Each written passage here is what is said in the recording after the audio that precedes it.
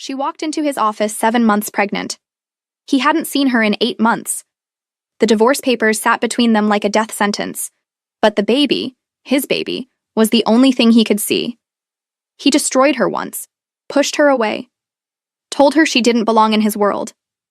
Now she's back, stronger, richer, and she doesn't need him anymore. But he's never stopped needing her.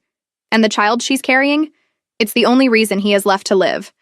This is the story of a man who had everything and lost the only thing that mattered. The rain fell like judgment over the city.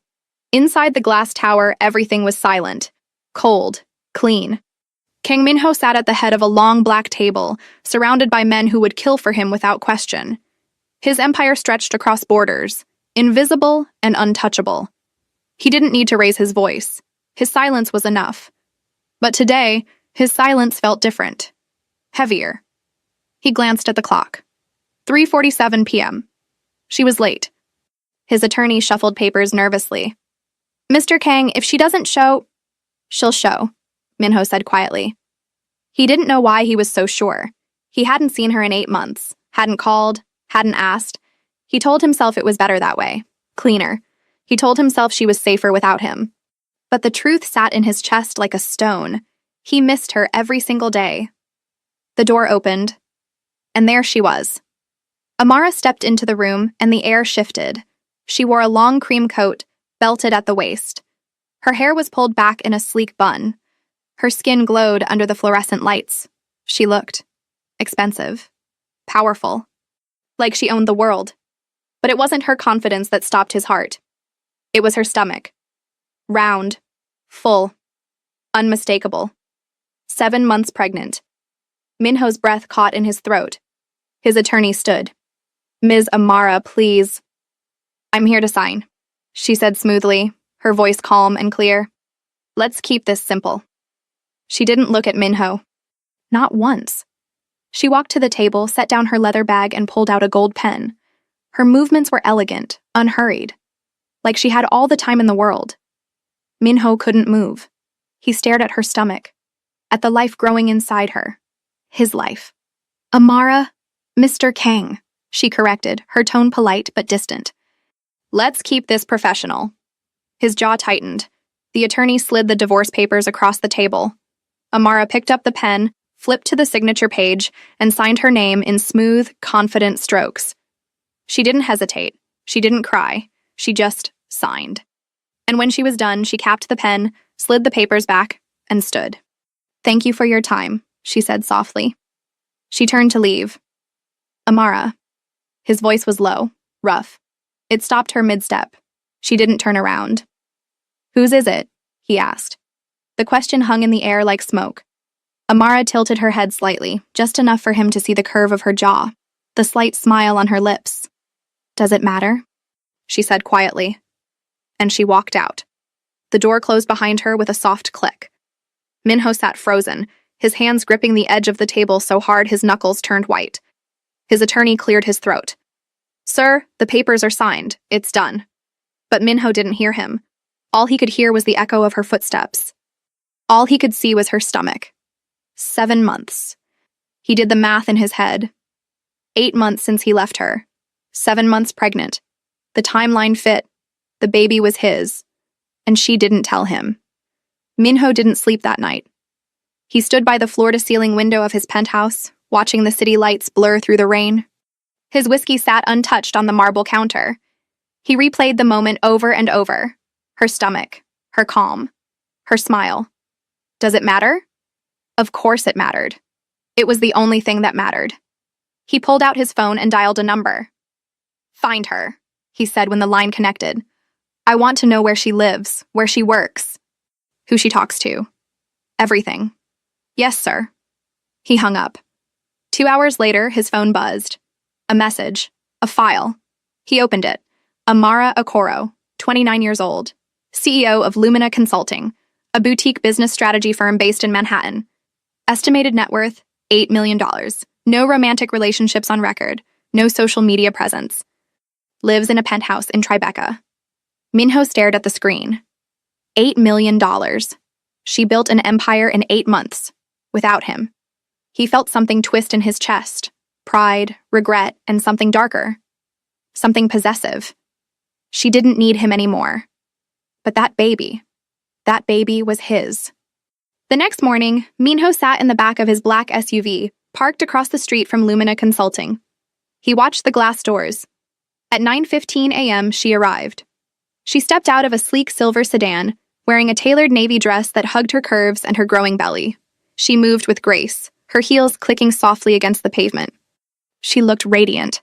Minho's chest tightened. He wanted to get out, to walk up to her, to demand answers, but he didn't. Instead, he watched her disappear inside. And he waited. That evening, Amara left the office at 7 p.m. She walked to a nearby cafe, ordered a decaf latte, and sat by the window with her laptop. Minho followed. He sat 3 tables away, hidden behind a newspaper he wasn't reading. She worked quietly, her fingers moving across the keyboard. Every so often, she placed a hand on her stomach, rubbing it absently. Minho's throat tightened.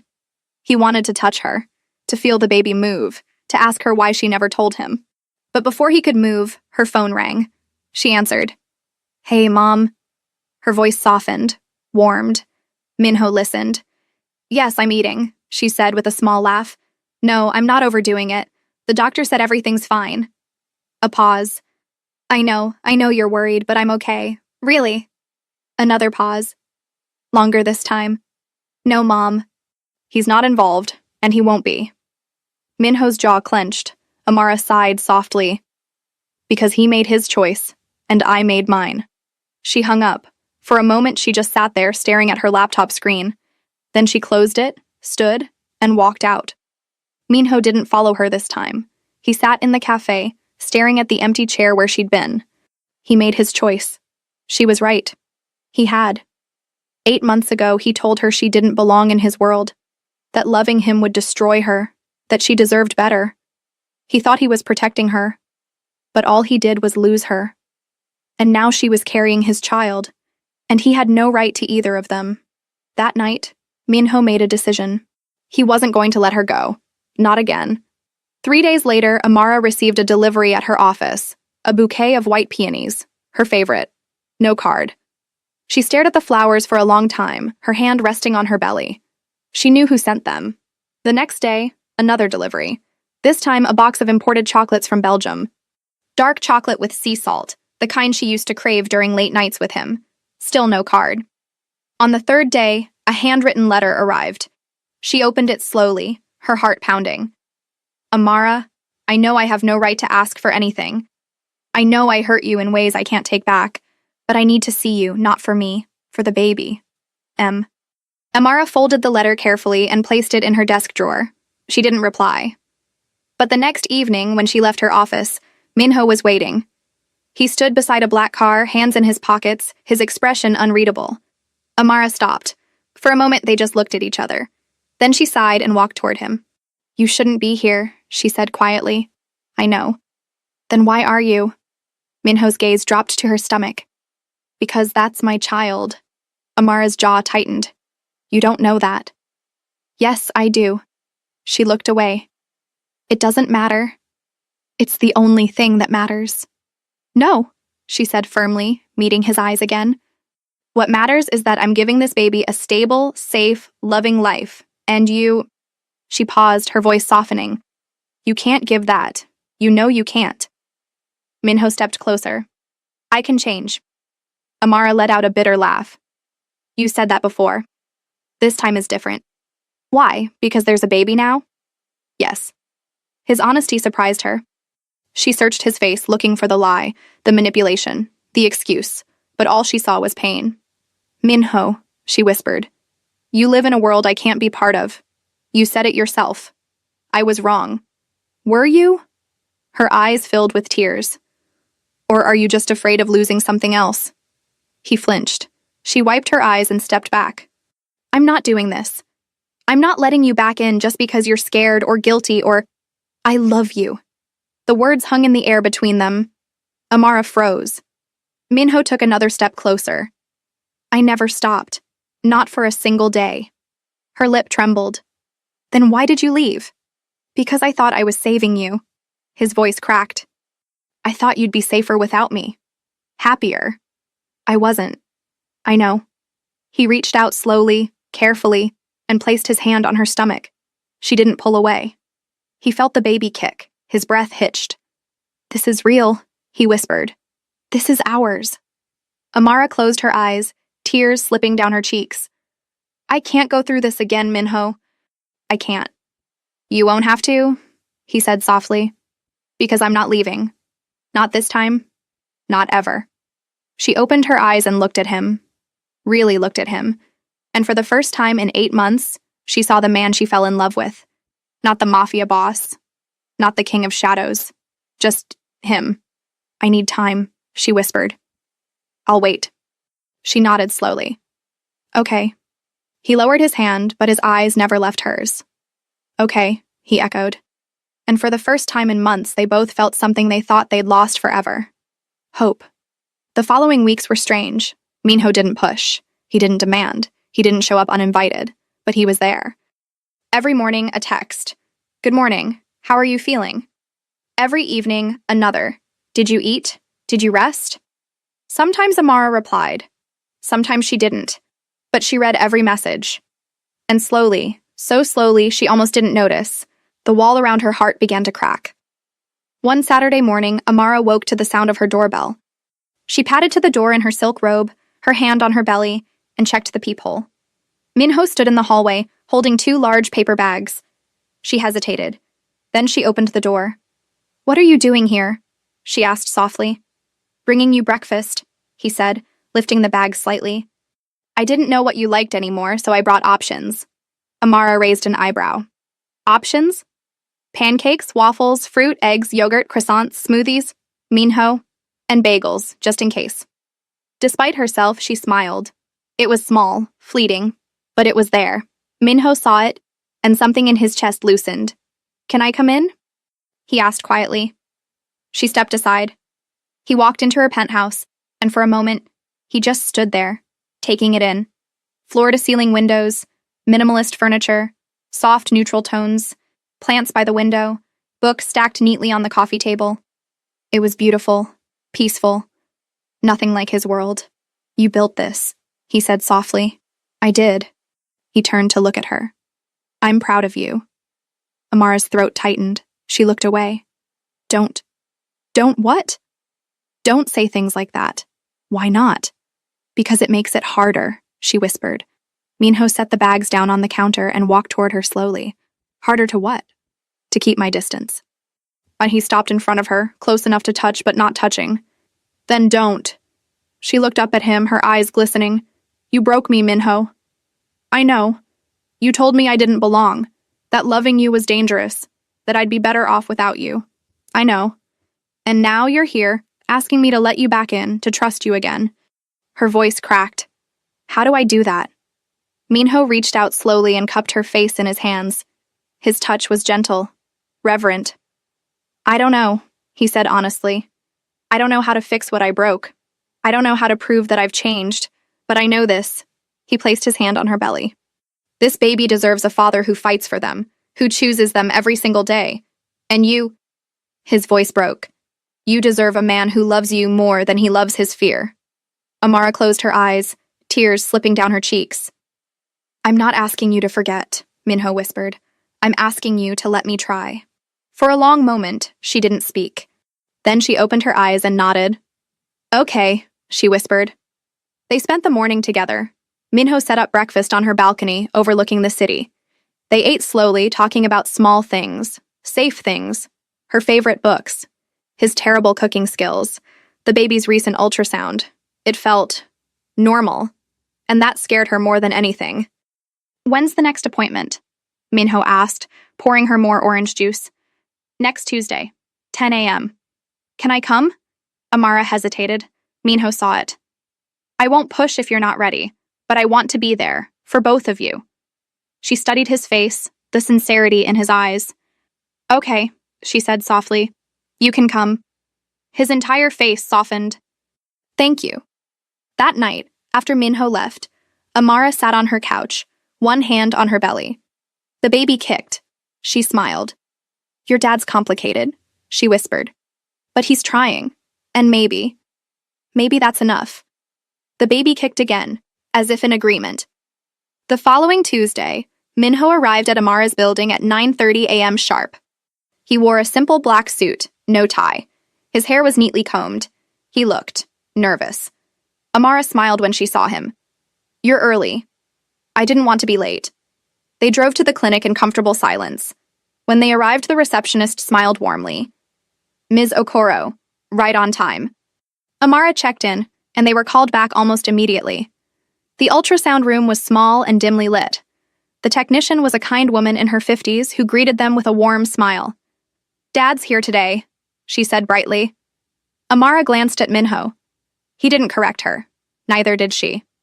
The technician applied gel to Amara's belly and moved the wand slowly, and then the sound of a heartbeat filled the room, strong, steady, perfect. Minho's breath caught. He stared at the screen, watching the tiny figure move. Arms, legs, a head, a beating heart. His child, his eyes filled with tears. Amara saw it. She reached out and took his hand. He squeezed it gently, his thumb brushing over her knuckles. "Everything looks great," the technician said. "Baby's measuring right on track, healthy and strong. Can we know the gender?" Wait, if you're married or in a relationship, this message is for you. Do you feel like he doesn't really see you anymore? Like no matter what you do, he's distant, distracted. Almost like you're strangers under the same roof? The more time passes, the colder it feels. The laughter, the closeness, it's fading. And deep down you're scared. Scared that the connection you once had is slipping away. But it doesn't have to be this way. There is a path to being noticed, to being desired, to feeling close again. Scan the QR code now and take the first step. Don't wait. This moment, it's yours if you act. Minho asked quietly. The technician smiled. "Would you like to?" Amara looked at him. "Do you?" He nodded. "It's a girl," the technician said softly. Minho's face crumpled. He lowered his head, his shoulders shaking. Amara sat up and wrapped her arms around him. He buried his face in her shoulder and cried. Not because he was sad, but because for the first time in his life, he had something worth protecting, something worth living for. A daughter. After the appointment, they sat in the car for a long time, neither of them speaking. Finally, Minho broke the silence. "I'm leaving," he said quietly. Amara's heart stopped. "What?" "The business, the empire, all of it." He turned to look at her. "I'm walking away." "Minho." "I can't be that man anymore," he said firmly. "Not for her. Not for you. I won't raise my daughter in that world. But your family will survive without me." His jaw tightened. "I've already made arrangements. My brother will take over. I'm out." Amara stared at him, speechless. "I know it doesn't erase what I did," he said softly. "But I'm choosing you. Both of you. Every day. For the rest of my life." Amara's vision blurred with tears. "I love you, Amara," he whispered. "And I'm not losing you again." She leaned forward and kissed him. Softly. Slowly. Like coming home. When they pulled apart, she whispered, "I love you too." The next 3 months were the hardest of Minho's life. Walking away from the empire wasn't as simple as signing papers. It meant untangling decades of loyalty, blood debts, and silent agreements. It meant facing men who had followed him into war and telling them he was done. Some understood. Most didn't. His uncle called him a coward. His brother called him selfish. His father, who had built the empire with blood and bone, called him a traitor. But Minho didn't care. Every time doubt crept in, he thought of Amara's hand in his, of his daughter's heartbeat on the ultrasound, of the life he wanted to build. And he kept walking away. Amara watched him through it all. She saw the exhaustion in his eyes, the weight he carried, the fear he tried to hide. But she also saw his resolve. He showed up every day, to her appointments, to her cravings at 2 a.m., to the quiet moments when she felt scared and overwhelmed. He was there. Always. One evening, as they sat on her couch assembling a crib, Amara asked the question she'd been afraid to ask. "Do you regret it?" Minho looked up from the instructions. "Regret what?" "Leaving. Giving it all up." He set down the screwdriver and turned to face her fully. "No," he said simply. "Not for a second. But your family, you're my family. he said firmly. You and our daughter. That's it. That's all that matters. Amara's eyes filled with tears. He reached out and wiped them away gently. I wasted 8 months without you. I'm not wasting another second. She leaned into him, resting her head on his shoulder. I'm scared, she whispered. Of what? That something will happen. That they'll come for you. That I'll lose you again. Minho wrapped his arms around her. You won't. I promise. You can't promise that. Yes, I can. He pulled back and looked into her eyes. Because I'd die before I let anything happen to you or our daughter. Amara believed him. 2 weeks later, everything changed. Amara was in her office when her assistant knocked on the door, looking pale. Ms. Okoro, there's someone here to see you. Who? He says his name is Kang Ji-hoon. Amara's blood ran cold. Minho's brother. She stood slowly. Send him in. Ji-hoon entered like a storm, tall, sharp-featured, with the same dark eyes as Minho but none of his warmth. He looked at her with cold appraisal. So you're the reason my brother abandoned his legacy, he said flatly. Amara straightened. I didn't ask him to. Didn't you? Ji-hoon stepped closer. You got pregnant. You played the victim. And now he's throwing away everything our father built. That's not... He's weak because of you. He's free because of me, Amara shot back. Ji-hoon's jaw tightened. You think you've saved him. But all you've done is make him a target. Every enemy we have now sees him as vulnerable. And they'll come for him. For you. For that baby. Amara's hand went to her belly instinctively. Ji-hoon saw it. His expression softened. Just slightly. I didn't come here to threaten you, he said quietly. I came to warn you. Minho thinks he can just walk away. But our world doesn't work like that. Then what do you want me to do? Convince him to come back, to take his place. It's the only way to keep all of you safe. Amara shook her head. I won't do that. Then you'll lose him. Maybe, she said softly. But at least I'll have tried to give him a life worth living. Ji-hoon stared at her for a long moment. Then he nodded slowly. I see why he loves you. He turned and walked toward the door. But before he left, he looked back. If you need help, he said quietly, call me. And then he was gone. That night, Amara told Minho everything. He listened in silence, his jaw tight. When she finished, he stood and walked to the window, staring out at the city. I should have known, he said quietly. Known what? That they wouldn't let me go that easily. Amara walked up behind him. Ji-hoon said you're in danger. I've always been in danger. But now we are too. Minho turned to face her, his expression fierce. No one is touching you, or our daughter. I don't care what I have to do. Minho, I'll end this, he said firmly. Once and for all. How? He cupped her face in his hands. Trust me. She searched his eyes. Then she nodded. Okay. Minho made one final call. Not to his brother, not to his father, to the council. The council was older than any single family. They were the unseen hand that governed the underworld. Judges, mediators, enforcers of ancient codes that predated nations. They existed in whispers and shadows, moving power like chess pieces across invisible boards. To request an audience was rare. To be granted one was rarer still. But Minho had leverage they couldn't ignore. 3 days after Amara told him about Ji-hoon's visit, Minho received a response. A single black envelope slipped under his door at dawn. Inside, embossed in silver ink, was a date, a time, and coordinates. No signature. None was needed. The meeting took place in a private estate in upstate New York, hidden deep in the mountains where cell signals died and roads turned to gravel. The estate was old, stone walls covered in ivy, windows like watchful eyes, gardens that had been tended for over a century, neutral ground, sacred ground. Minho arrived alone, no guards, no weapons, no armor. Just him, in a simple black suit, walking into the mouth of history. The doors opened without a sound. Inside, the air was cool and smelled of old wood and candle wax. A long hallway stretched before him, lined with portraits of men and women whose faces had been lost to time, but whose power still lingered in the walls. At the end of the hall, a set of double doors stood open. Minho walked through. The room was vast and dimly lit. A long table sat at the center, behind which 5 figures were seated in shadow. Their faces were obscured, but their presence was undeniable. Heavy, ancient, absolute. Minho stopped in the center of the room. The silence stretched. Then the eldest spoke.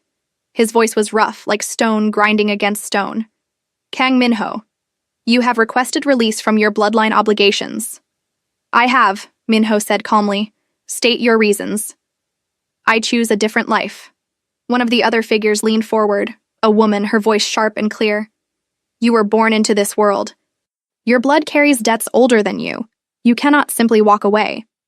I can, Minho said. And I am. Your family will see this as betrayal, the eldest said. My family sees everything as betrayal. A third voice spoke, low, measured. What makes you believe you have the right to leave? Minho met the shadow's gaze without flinching. Because I have something more important to protect. Your empire? The woman asked, a hint of mockery in her tone. My daughter. The room went silent. Even the shadows seemed to pause. The eldest leaned back slowly. A child. Yes. And the mother. The woman I love. The woman I abandoned. The woman I'm choosing now, every day for the rest of my life. The fourth figure, who had not yet spoken, finally did. His voice was softer, almost kind. And you believe love is worth more than legacy? I know it is, Minho said without hesitation. The fifth figure, silent until now, laughed quietly. It was a dry, humorless sound. Foolish. Maybe, Minho agreed. But it's my choice. The eldest raised a hand, silencing the others. What do you offer in exchange for your freedom? Minho reached into his jacket and pulled out a thick folder. He walked forward and placed it on the table. Everything, he said. Every contact I've ever made, every route I've ever secured. Every account, every safe house, every shadow deal I've ever brokered. I'm giving you total transparency. My entire network, laid bare. The eldest opened the folder slowly. His eyes, dark and unreadable, scanned the contents. 1 page, 2, 5, 10. His expression didn't change, but something in the air shifted. This is substantial, he said finally. I know. Your family will be furious. Let them be. The woman leaned forward. Why should we trust you won't use this information against us later? Why should we believe you won't sell these secrets the moment you walk out that door? Minho looked at her directly. Because I don't care about power anymore. I don't care about territory or influence or fear. I care about my daughter. I care about the woman I love. I care about building a life where my child doesn't have to learn how to sleep with one eye open. That's it. That's all I want. The woman studied him for a long moment. Then she nodded slowly. The fourth figure spoke again. If we grant this, there are conditions. I understand. You will sever all ties. No contact with your family, no interference in council matters. You disappear completely. Agreed. And if your family retaliates? They won't, Minho said. Not if the council makes it clear that I'm under your protection. The eldest closed the folder and set it down carefully. Very well, he said. We accept your terms. You are released from all obligations. You and your family. He paused, the weight of the words settling over the room. Are under our protection. Any attempt on your lives will be considered an act of war against the council itself. Minho felt something inside him break open. Not with pain, with relief. Thank you, he said quietly. The eldest waved a hand. Go. Build your life. Forget this world. Minho turned to leave. But before he reached the door, the kind-voiced figure spoke one last time. Minho. He stopped. Your father built an empire of shadows. You're building one of light. That takes more courage than you know. Minho didn't turn around, but he nodded, and then he walked out. Into the sunlight.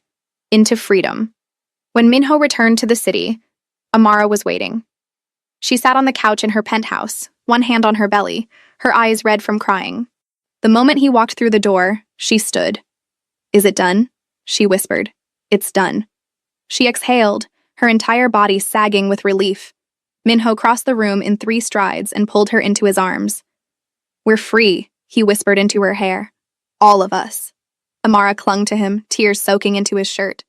I was so scared, she admitted. I know. Me too. She pulled back and looked up at him. What happens now? Minho cupped her face in his hands. Now we live. The next 3 months passed like a dream. Minho and Amara moved out of the city, into a quiet house in the suburbs of Connecticut. It was nothing like the cold glass towers and marble penthouses they'd known. It was warm, soft, full of light.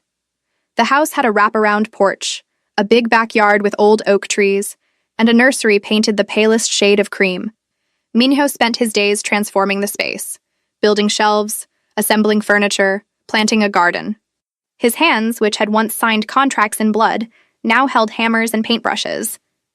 Amara watched him from the kitchen window, one hand on her growing belly, and smiled. He was different now. Lighter. At night, they lay in bed together, Minho's hand resting on her stomach, feeling their daughter kick. What do you think she'll be like? Amara asked one evening. Strong, Minho said without hesitation. Like you. Stubborn? Like you. He laughed softly. God help us. Amara turned to face him. Are you happy? Minho looked at her, really looked at her, at the woman who had saved him without even trying, at the life growing between them, at the future he'd never thought he deserved. Yeah, he said quietly. I really am. She kissed him softly. And in the darkness, with their daughter moving between them, they felt something neither of them had ever truly known. Peace. 2 weeks before Amara's due date, Minho woke at 3 a.m. to the sound of her crying. He sat up immediately. What's wrong? Are you okay? Is it the baby? I'm scared, she whispered. He pulled her close. Of what? Of everything. Of being a mom. Of doing it wrong. Of... Her voice broke. Of losing you. You're not going to lose me. You don't know that. Yes, I do. He tilted her face up gently. I'm not going anywhere, Amara. Not ever again. I promise. But what if something happens? What if... Then we'll face it together, he said firmly. You, me, and our daughter. That's how this works now. Amara searched his eyes. Then she nodded slowly. Okay. He kissed her forehead and held her until she fell back asleep. But he stayed awake, staring at the ceiling, making silent promises to the life growing inside her. I will protect you. I will love you. I will be the father you deserve. On a quiet Sunday morning, 2 weeks later, Amara woke Minho at 5 a.m. It's time, she said calmly. Minho shot out of bed like he'd been electrocuted. Time? Time? Like baby time? Yes, Minho, baby time. Okay. Where's the bag? Where are my keys? Do we call someone? Should I? Amara laughed despite the contraction. Breathe. I'm trying. You're supposed to be the calm one. I'm terrified. She reached out and took his hand. So am I. But we're doing this together. The drive to the hospital was a blur. Minho gripped the steering wheel so tightly his knuckles turned white. Amara breathed through contractions, her hand resting on her belly. You're doing great, he said. I haven't done anything yet, she pointed out. You're about to bring our daughter into the world. That's everything. When they arrived, the nurses whisked Amara into a room. Minho followed, refusing to leave her side. The hours that followed were the longest of his life. He held her hand through every contraction, wiped her forehead with a cool cloth, whispered encouragement when she was too exhausted to speak. I can't do this, she gasped at one point. Yes, you can. I can't. You're the strongest person I know, he said fiercely. You rebuilt your entire life from nothing. You forgave me when I didn't deserve it. You're about to bring our daughter into this world. You can do anything. Amara looked at him, tears streaming down her face, and she pushed. At 6:47 a.m., their daughter was born. The room filled with the sound of her cry, loud, strong, indignant. The doctor smiled. Healthy baby girl. Minho couldn't breathe. The nurse cleaned her quickly, then placed her in Amara's arms, and time stopped. She was perfect, tiny, wrinkled, beautiful beyond words. She had Amara's rich skin tone, Minho's dark eyes, and a head full of soft black curls. Hi, baby, Amara whispered, her voice breaking. We've been waiting for you. The baby blinked up at her, her little face scrunching. Minho reached out with a trembling hand and gently touched her cheek. She turned toward his finger, and something inside him shattered and rebuilt itself all at once. "She's perfect," he whispered. "She's ours," Amara said. Minho leaned down and kissed Amara's forehead, then pressed his lips to his daughter's tiny head. "I love you," he whispered to both of them. "So much." They named her Isla. It meant island, a safe place, a refuge. And that's exactly what she was. The first weeks of parenthood were chaos. Beautiful, exhausting, overwhelming chaos. Isla cried at 2 a.m. and 4 a.m. and 6 a.m. Minho walked the halls with her, bouncing gently, singing soft Korean lullabies his mother had sung to him a lifetime ago. Amara pumped and fed and changed diapers on 2 hours of sleep.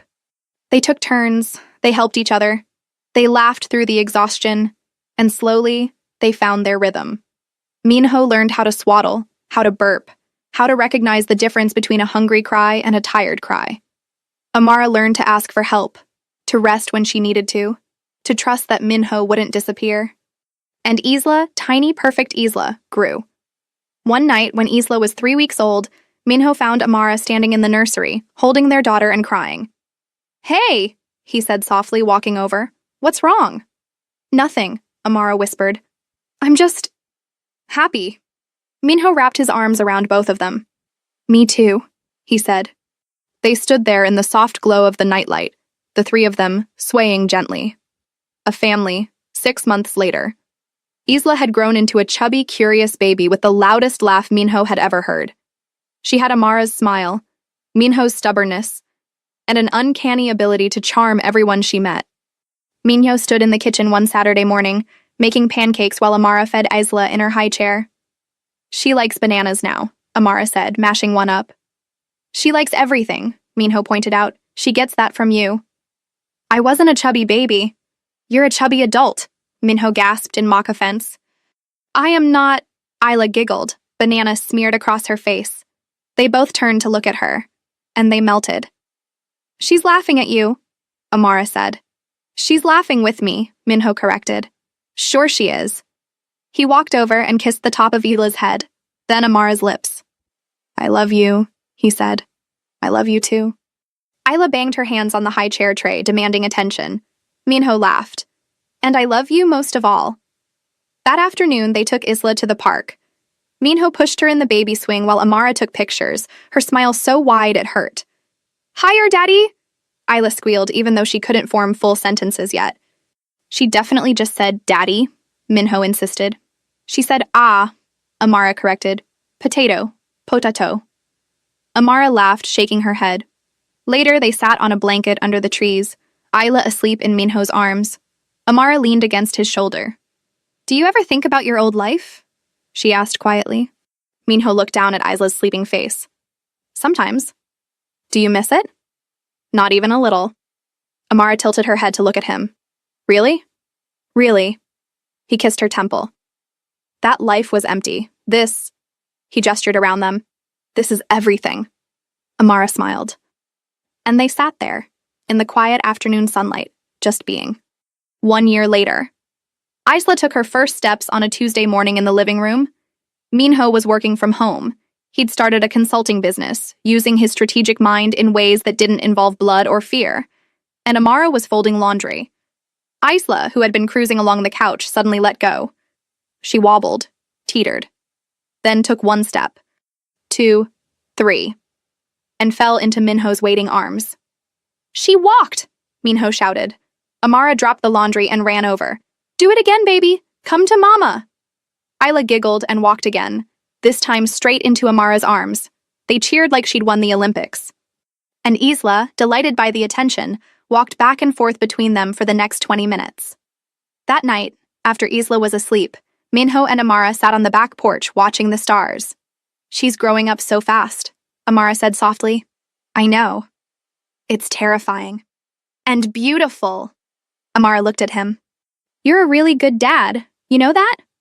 Minho's throat tightened. "I'm trying." "You're not trying. You are." He pulled her close and kissed her slowly. "Thank you," he whispered. "For what?" "For giving me this. For believing in me. For loving me when I didn't deserve it.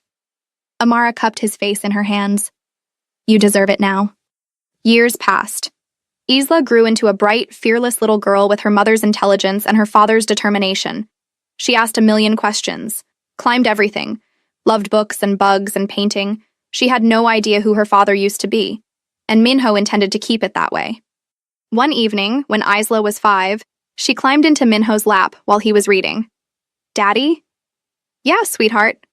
What did you do before I was born? Minho's heart stopped. He glanced at Amara, who was watching from the kitchen. She nodded slightly. Minho looked back at Isla. I used to be someone else. Like a superhero? He smiled sadly. No, not like a superhero. Then what? Someone I'm not proud of. Isla frowned. But you're a good daddy. I try to be. So what changed? Minho kissed the top of her head. You did, and your mama. Isla tilted her head, considering this. That's it? That's everything. She wrinkled her nose. You and Mama are so cheesy. Minho laughed. We get that a lot. On Isla's 6th birthday, they threw a party in the backyard. Friends from school came, neighbors came, Amara's family came. Minho stood by the grill, flipping burgers, watching Isla run around with her friends. Amara walked up and slipped her hand into his. Happy? She asked.